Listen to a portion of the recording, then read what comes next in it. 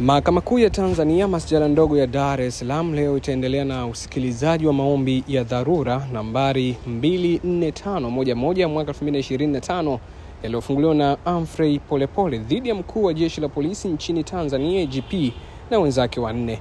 Katika maombi hayo yaliyofunguliwa kupitia wakili Peter Kibatala yanasikilizwa mbele ya jaji mfawidhi wa Mahakama Kuu Salma Magimbi.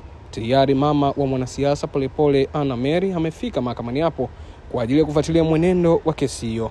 Miongoni mwa maombi hayo ni kwamba wakili Kibatala anaiomba mahakama kutoa amri ya haraka ili wajibu maombi wamlete mahakamani mleta maombi ambaye ni Polepole leo hii wakati wanasubiri kusikiliza hoja za pande zote mbili. Mbali na IGP wengine ni mkurugenzi wa mashtaka nchini DPP, mwanasheria mkuu wa serikali, IG mkuu wa upelelezi kanda maalum ya Dar es Salaam ZDCO na kamanda wa polisi kanda maalum ya Dar es Salaam ZDPC. Mimi naitwa Mikandaba na hizi ni ripoti zaidi.